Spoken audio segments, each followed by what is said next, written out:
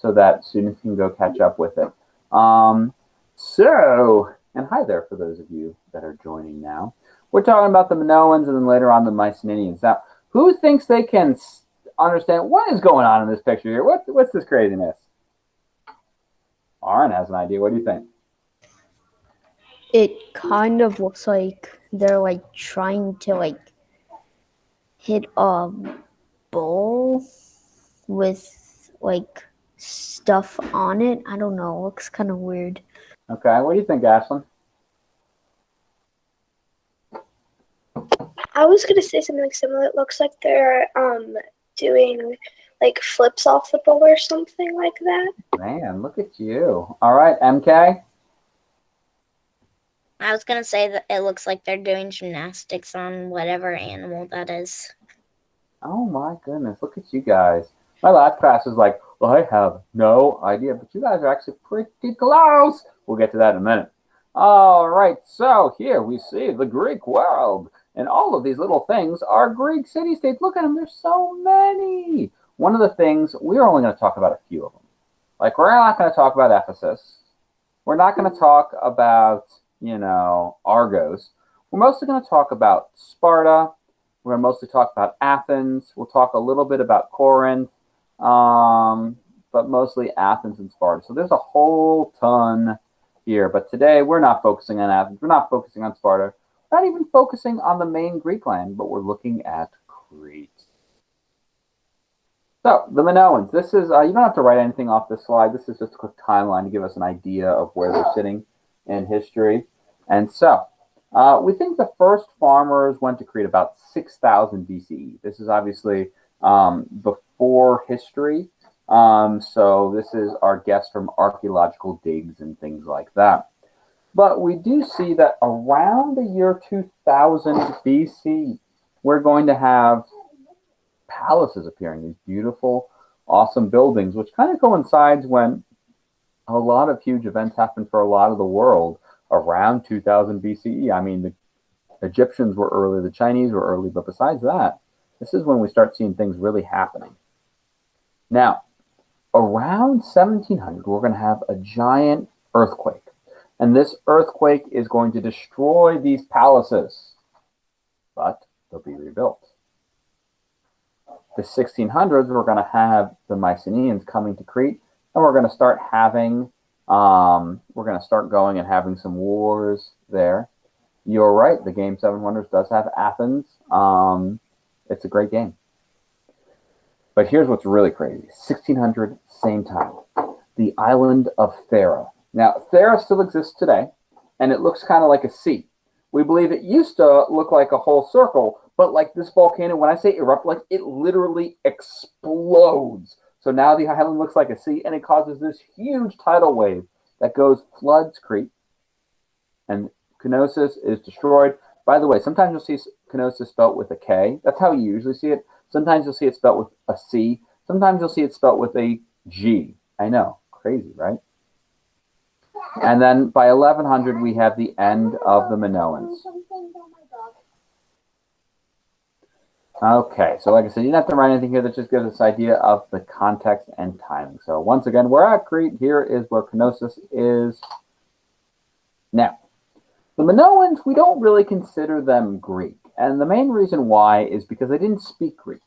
We have two Minoan languages, Linear A and Linear B. And we unfortunately really don't know how to decipher what they're going on with Linear A and B. Hopefully one day we'll fully know everything that they're saying with it. But they're the first people we know that lived on the island of Crete.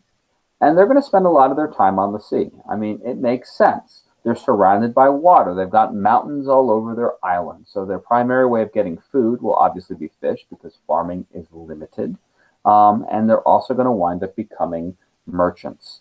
So it makes sense that they're going to follow the tradition that the Greeks and the Aegean will of being shipbuilders and merchants. So we see, although they are not like in their blood Greek, that they are going to have the same kind of lifestyle that the Greeks did. Now, just like the Greeks will later on, olive oil is going to be their primary export.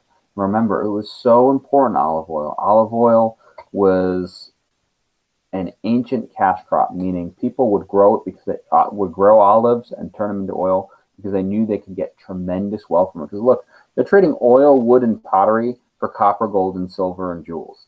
So they're going and getting primo materials for the olive oil, which I know for some of you might find hard to believe because we just pop into the supermarket and you can get olive oil for, a couple bucks.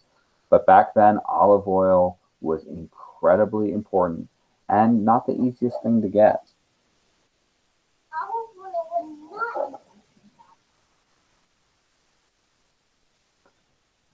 Give you a few more moments on this one. The next couple slides are a lot of pictures and things like that, checking out the palace. Yes, Ashton, what's your question? Did they also use like coins for trading too?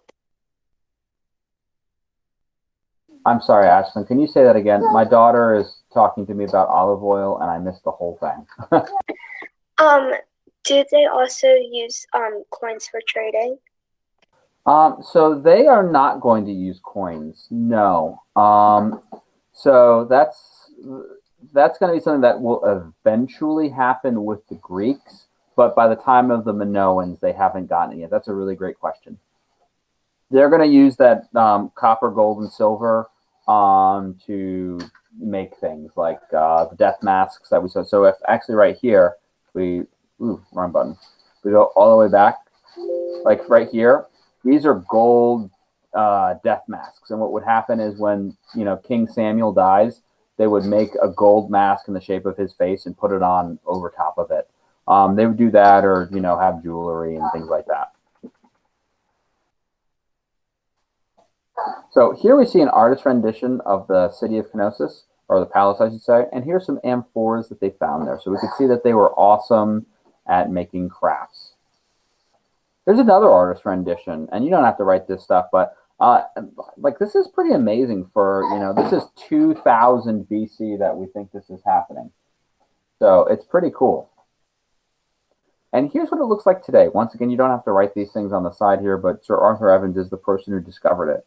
And so we have just like this huge complex that we're seeing from the air. And now it's really cool. We're going to actually let Alicia chime in first, but I think I know what she's going to talk about. Yes, Alicia, my dear.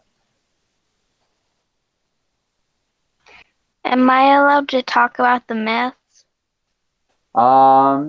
Wait 1 second to talk about it, and then yes. Okay. So Alicia's about to say a little something about the myth that we have here about the Minotaur. And one of the things that we're going to be looking at in Greece a lot is mythology. And one of the questions we want to ask ourselves is, why did they come up with some of these ideas? Because some of them seem a little far out. Well, of course, mythology are stories to explain things. Today we have folks like Avery and Gus who will go study things and look under microscopes and do all sorts of research. But back then, they didn't have all of that. Cypria saw what Cypria saw. So when Cypria discovers this palace and she goes and is exploring it and she finds a labyrinth underneath, she goes, why in the world would there be a labyrinth underneath? And this is how we're going to get to the myth of the Minotaur. So Alicia, if you can very briefly talk about it, that would be great. We don't have a ton of time, so I want to work on the maps a lot. So just briefly, okay, sweetie? This is actually a several-part myth, but I'm only going to talk about the myth that involves the actual Minotaur and the labyrinth. Because we'll talk about the beginning stuff too, yeah. So very briefly, what you need to know is King Minos had a wife, and so he said he was going to make a sacrifice to the god of the sea and bulls and horses and all that, Poseidon. He said he would sacrifice the giant bull. He said no. He didn't do it. So Poseidon and Aphrodite cursed his wife to have a child with the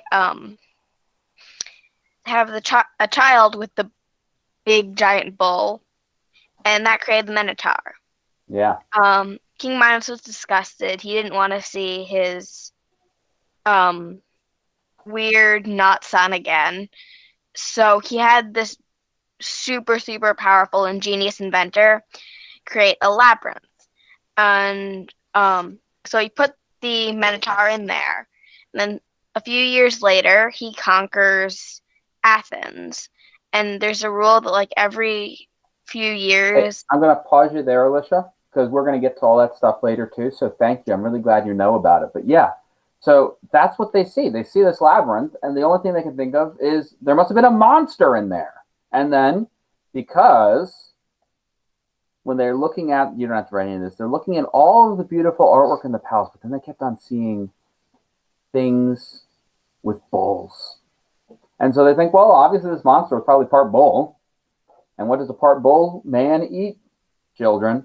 And so they have them stuck in the labyrinth. But so we're going to talk even more about this later because I love this myth. It's such a good one. And we'll get into all sorts of parts about it. So good job, Alicia. Thank you. And now we're going to get to the last part of our notes today, which is talking about what we see here. And this, of course, is bull leaping. And it's pretty simple. So you get a bull and you make the bull super duper mad. You do something like stick an arrow in its neck, things like that. And of course, then the bull starts running.